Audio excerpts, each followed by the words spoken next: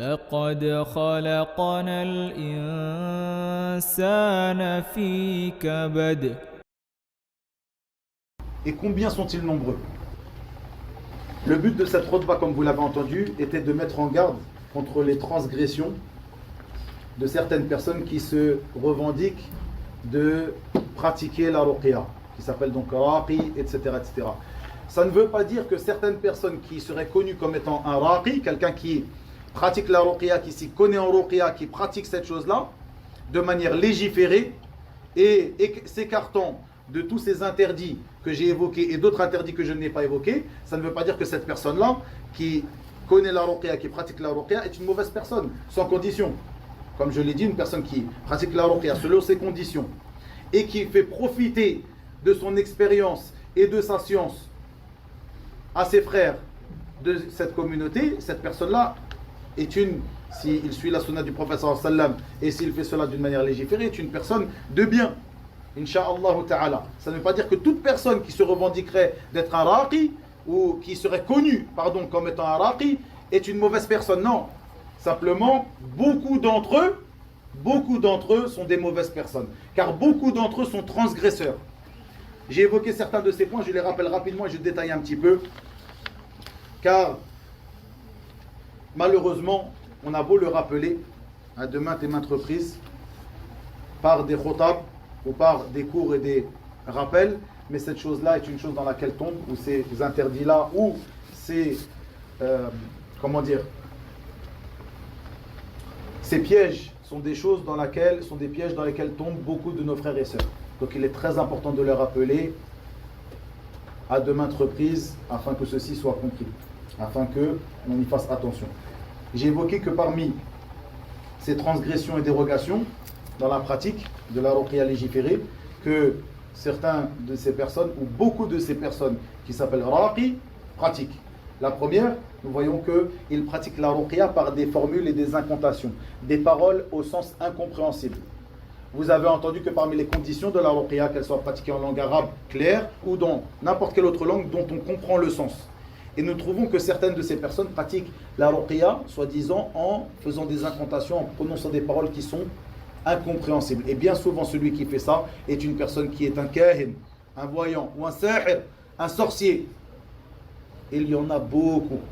Ils ont des cartes de visite qu'ils laissent dans les boîtes aux lettres, ici en France et autres qu'en France, qui s'appellent un tel. Parfois, ils s'appellent marabout. Parfois, ils se donnent des noms. Parfois, ils essaient de se rapprocher d'une appellation légiférée. Ils s'appellent raqi. Ou hajj. Souvent. Hajj, un tel.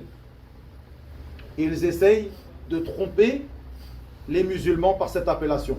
Combien j'en ai vu des cartes comme cela où ils marquent si, point, tu, point, veux, point, que ton mari revienne, tout ça avec des points, @gmail.fr.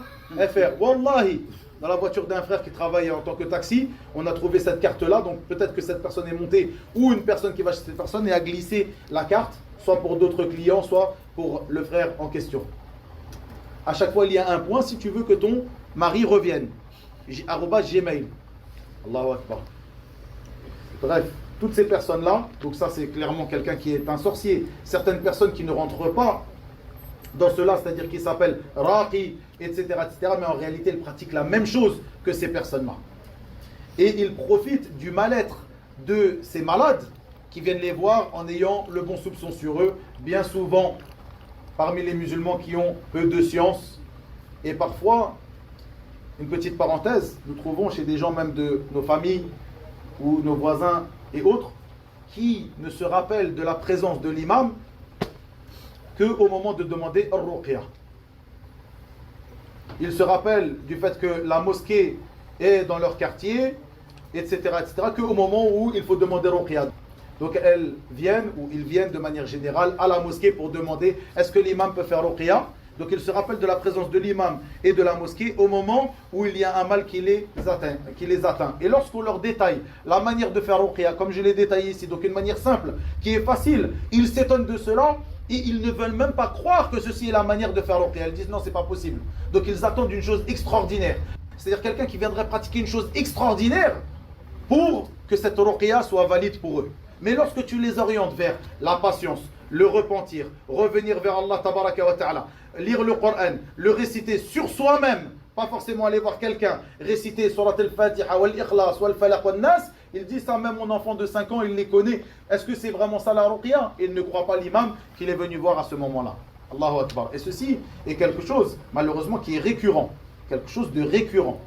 Ils viennent voir l'imam avec une bouteille de cristalline, tu peux lire sur la bouteille. Mais sinon, on ne pense pas à lui. C'est-à-dire il y a 2 moments où on se rappelle de l'imam, au moment de faire ruqya et au moment de se marier ou malheureusement de divorcer.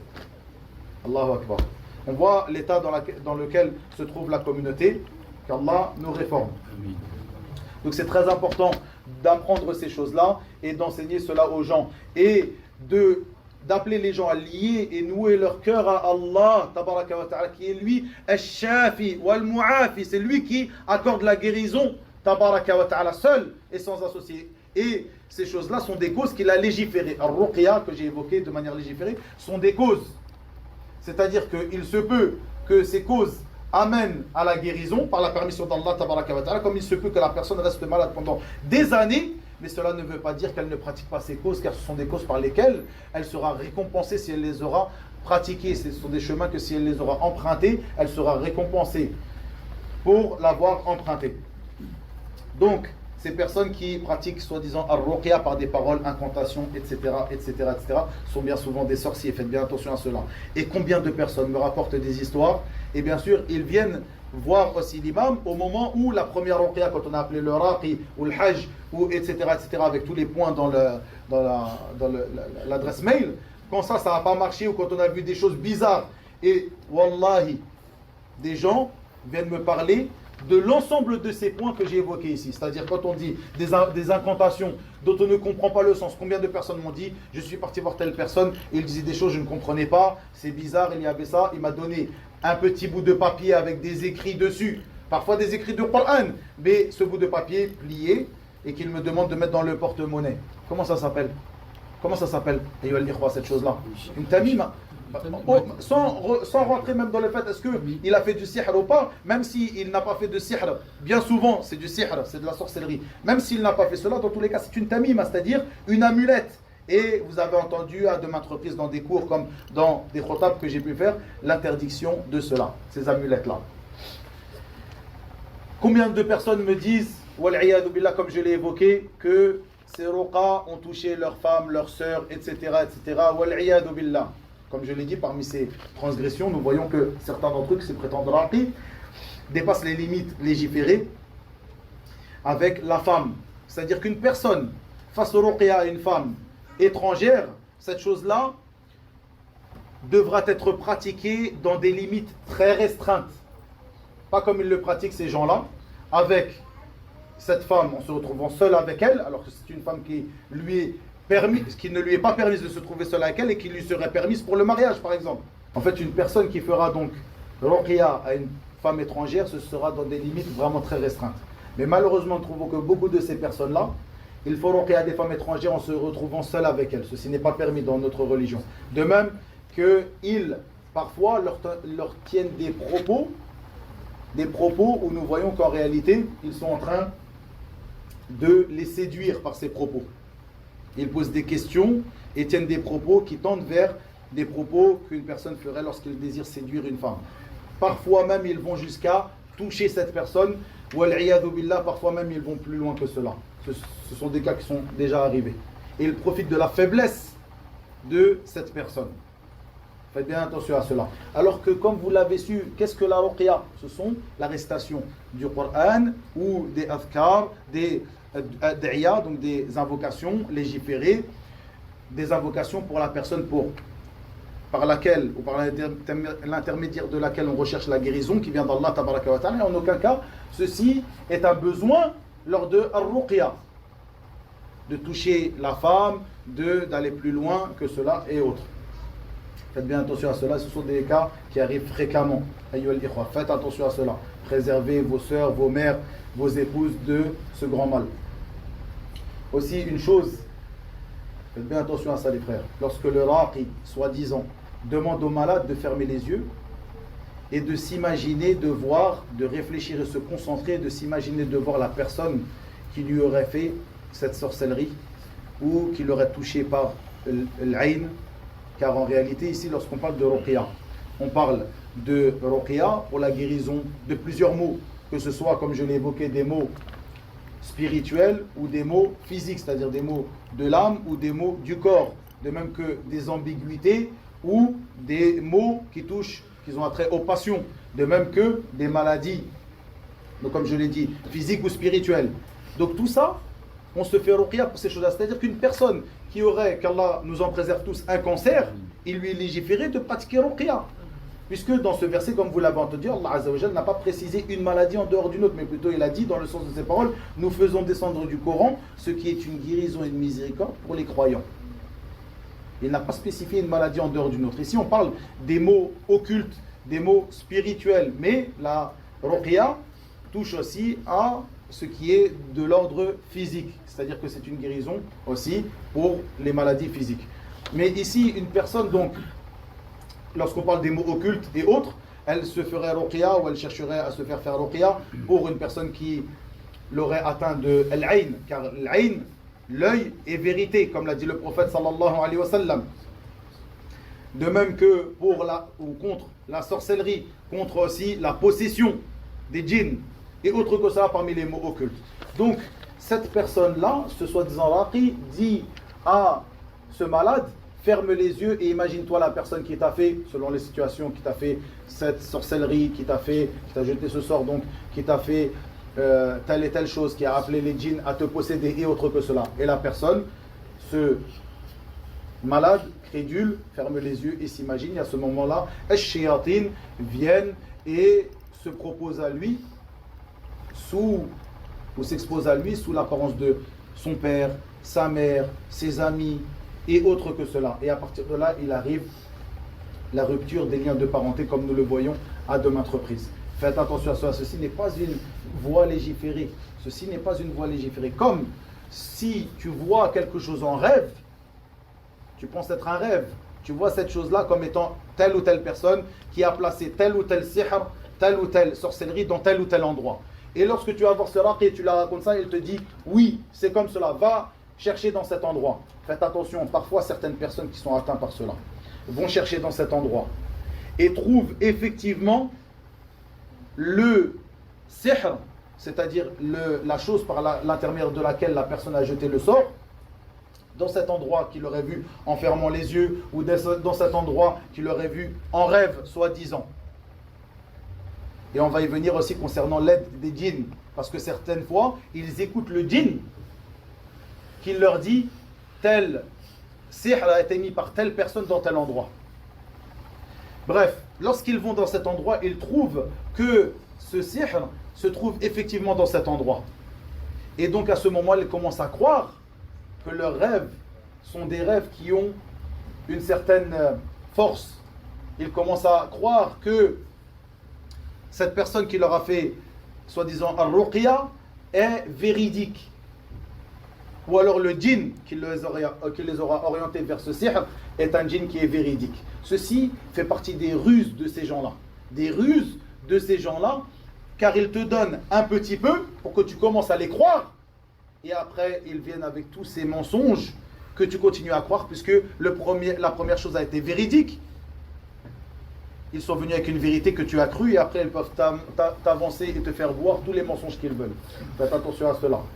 Ceci est très important et c'est une chose que beaucoup d'entre eux pratiquent. Donc ils disent, ferme les yeux, imagine-toi la personne, concentre-toi, imagine-toi la personne qui t'a fait cette sorcellerie, il t'apparaît ton père, ta mère et autre que cela. À partir de là, tu commences à avoir la mauvaise pensée sur eux et peut-être qu'à ce moment-là, le djinn ou le shayatin ou telle et telle personne te dit, va voir dans tel endroit. Et effectivement, soit cette personne qui se prétend être un raqi a été informée par les djinns avec qui il travaille. Lorsque tu vas voir dans cet endroit, tu trouves véritablement le sihr qui est posé. Et ce n'est pas le seul. Bien souvent, comme le disent nos frères qui pratiquent al-ruqya de manière légiférée, réellement, ils disent que bien souvent, il n'y a pas qu'un seul sihr. Tu en trouves un, mais tu vas en trouver des dizaines en réalité. Mais lorsque tu en trouves un, tu penses que ça y est, je l'ai trouvé. C'est bon.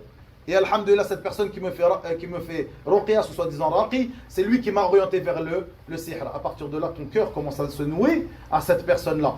Et tu penses que tu es guéri, mais en vérité, il te vient d'autres mots et d'autres mots. Et tu es amené à revoir cette personne-là, car cette personne-là, elle t'a délivré de ce sihr, soi-disant. Vous comprenez? Ces pièges et ces ruses. Ne tombez pas dans cela et mettez en garde les gens qui sont avec vous. Comme je l'ai dit, bien souvent, comme le disent les frères qui sont habitués à cela, qui pratiquent une ruqya légiférée, ils disent qu'il n'y a pas qu'un seul sihr. Bien souvent, il y en a des dizaines qui sont cachés dans la maison, dans certains endroits, etc. particuliers. Parmi ces transgressions, comme je l'ai évoqué dans la khutbah, le fait qu'il te demande de réciter certains versets précis ou certaines sourates précises. Récite la sourate Yasin 5 fois le matin, 7 fois le soir, en étant allongé sur le côté et autre que cela. Tout ceci relève de l'innovation religieuse. Ayyuhal ikhwa, il n'est pas légiféré, plutôt ceci fait partie de al-bida' lorsque tu délimites la lecture d'une sourate ou d'un dua ou d'une invocation précise à un moment précis, un nombre de fois précis, du moment que ceci n'est pas venu dans la sunna du prophète sallallahu alayhi wa sallam. Et nous voyons que souvent, ces invocations ou ces évocations, donc ces adkar ou ces ad'iyah qu'ils t'orientent, ou vers lesquelles ils t'orientent ces gens-là, elles n'ont même pas de fondement dans la sunna. Elles n'ont même pas de fondement dans la sunna. Ce sont des choses inventées. Faites attention à ça, car ceci est pratiqué bien souvent. Combien de fois vous avez entendu, ils écrivent même cela dans des livres. Récite Surat Yasin à tel moment du soir et du matin. Récite Surat Ar-Rahman, car elle a un effet sur les djinns. Tu le récites matin, midi et soir. Matin, midi et soir, bien sûr, ils prennent exemple sur les docteurs. Ils te disent, prends le cachet matin, midi et soir, ils te disent la même chose. Tout ceci sont des innovations de ces gens-là. Une autre chose que j'ai évoquée dans la khutbah, manger les biens des autres, manger les biens d'autrui sans droit. Combien vous trouverez ces gens, ces shayatin, parmi shayatin ou l'ins, ces diables parmi les hommes qui orientent les gens, qui, lorsque les gens viennent chez eux pour soi-disant faire ruqya parce que cette personne est araqi, ils trouvent des cartons de bouteilles, des packs de cristalline, du miel, de l'huile, etc., etc. Et bien souvent, regardez, le fait de prendre de l'argent en échange d'une ruqya, ceci est autorisé. Comme l'ont fait les compagnons du prophète sallallahu alayhi wa sallam, lorsque dans ce hadith qui est rapporté par Abu Sa'id al-Khudri, qui se trouve dans les deux recueils authentiques, ils ont fait ruqya à une personne qui était, on va dire, le chef de cet endroit, où est-ce qu'ils sont partis, qu'ils ont demandé qu'ils les invitent et ces personnes leur ont refusé l'invitation. Ils sont venus les voir après en leur demandant est-ce que parmi vous il y a une personne qui pratique ruqya, ce qui montre qu'à l'époque c'était quelque chose qui était connu. Et les Arabes de l'époque pratiquaient ruqya, comme je l'ai évoqué dans le hadith précédent. Et donc ils ont dit oui, mais nous ne serons pas de ceux qui vous font ruqya du moment que vous ne nous donnez pas une récompense. Donc ceci est permis car le prophète sallallahu alayhi wa sallam, lorsqu'ils lui ont rapporté sa part de cette récompense, le prophète sallallahu alayhi wa sallam l'a accepté, ne l'a pas réprouvé. Donc ceci est autorisé de prendre de l'argent contre une ruqya. Mais malheureusement, ceci est bien souvent transgressé par beaucoup d'entre eux. C'est-à-dire qu'ils te demandent beaucoup d'argent, ils fixent des prix différents en fonction de une lecture en groupe est moins chère qu'une lecture en privé. Une lecture, c'est-à-dire concentré, c'est-à-dire des heures et des heures sur une personne, ou alors tu prends un forfait, c'est vrai, c'est une réalité, quand vous allez dans ces endroits-là, ces centres de ruqya, il y a un forfait, etc., on te fait une réduction parce que tu as pris le forfait, mais faites attention, rien que de voir cette chose-là, ça doit te mettre, comme on dit, ça doit t'alarmer, tu dois te rendre compte qu'il y a quelque chose qui n'est pas normal, un forfait, moins 50% de réduction en été, etc., etc., et ces gens-là, parfois, faites bien attention, parfois, donc comme je l'ai dit, il y en a qui exagèrent complètement, donc 50 € la ruqya, 100 € si c'est une ruqya en particulier, donc dans une assise particulière, avec un forfait, combien par mois, etc., etc. Et beaucoup de nos frères et sœurs, wallahi, dépensent des fortunes dans la ruqya, chez ces gens qui sont des charlatans. Maintenant, faites bien attention, certains d'entre eux montrent en apparence qu'ils ne prennent pas d'argent. Comme je l'ai dit, ceci est légiféré. Donc, pourquoi tu penses montrer de la piété en disant je ne prends pas d'argent, Certes, certaines personnes qui font ruqya à leurs frères et sœurs sont des gens pieux et par piété, ils ne demandent pas d'argent. Ça arrive. Je parle d'un autre type de personnes, ceux qui veulent afficher de la piété en disant je ne prends pas d'argent, mais quand tu rentres chez lui, il y a, comme je l'ai dit, des packs d'eau, du miel, etc., etc., etc. Donc la ruqya, la lecture n'est pas à vendre, mais tu ne sors pas de chez lui avant d'avoir payé pour 50 € de marchandises. Et bien souvent, le miel qui coûtera, en tout cas c'est 10 € le kilo, du miel correct, 10-15 € le kilo, tu vas le trouver à 35 €. Pourquoi? Parce que c'est du miel qui a été coranisé. De l'eau coranisée. La bouteille de cristalline, je ne sais pas combien elle est, mais dans tous les cas, tu trouves la bouteille le pack à 20 €. Et bien souvent, comment est-ce qu'elle a été coranisée? Donc ici, ça nous amène à parler d'une chose, rapidement. Le fait de lire sur de l'eau. Lire le Coran sur de l'eau, c'est une chose qui n'a pas été pratiquée par notre prophète sallallahu alayhi wa sallam, mais qui a été pratiquée par certains de ses compagnons. Comme ceci, il est rapporté de notre mère Aïcha radiyallahu anha et autres. Donc c'est une chose à propos de laquelle nos savants ont divergé. Certains voient que ceci est permis, car les compagnons du prophète sallallahu alayhi wa sallam l'ont pratiqué, et certains voient que ce n'est pas permis, ou au moins qu'il est mieux de s'en écarter, car le prophète sallallahu alayhi wa sallam ne l'a pas pratiqué. C'est un sujet de divergence auprès de nos savants. Donc on ne dit pas qu'une personne qui lira sur l'eau, cette personne-là a fait une innovation religieuse. Non. Mais comme je viens de vous l'évoquer par rapport à cette divergence. Par contre, le fait de lire sur de l'eau, effectivement, c'est ce qui est rapporté. Par contre, de lire sur un pack fermé, bouteille fermée, même dans le carton, etc., et on te dit que c'est de l'eau coranisée, non. Ça, c'est bien souvent ce qui est pratiqué chez ces gens-là, et beaucoup d'entre eux sont des charlatans. Je vais en parler d'un qui était passé à la télé française il y a des années, et même, pour vous dire, il a été une cause que les non-croyants se moquent de nous, car cette personne-là, au moment où il est passé à la télé française, je ne sais plus, peut-être sur France 3 ou quelque chose comme ça, cette personne-là qui est un grand charlatan qui s'appelle Abdraouf Ben Halima. Un ancien tablir. Voilà, un ancien tablir. Cette personne-là est un grand charlatan. Je vais vous exposer certains de ses égarements lorsque je vais parler de la demande d'aide au djinn, tout de suite. Mais cette personne-là, lorsqu'il était passé à la télé française, donc il avait une montagne de packs, c'est-à-dire c'est la télé française qui l'avait filmé, hein, une montagne de packs d'eau, je crois que c'était des cristallines, donc comme ça, une personne qui vient sonner à la porte, 20 €, tiens, je te donne le pack, et il explique, donc c'est comme ça qu'il affiche la religion d'Allah tabaraka wa ta'ala au non-croyant. Il explique que voilà, c'est de l'eau coranisée, donc j'ai lu dessus, c'est normal, etc., etc. Il dit à la personne, tu vides une bouteille sur toi, dans la douche, une bouteille tu la bois, etc. Donc toutes ces choses. Donc, beaucoup d'entre eux pratiquent cette chose-là. فادخلي في عبادي وادخلي جنتي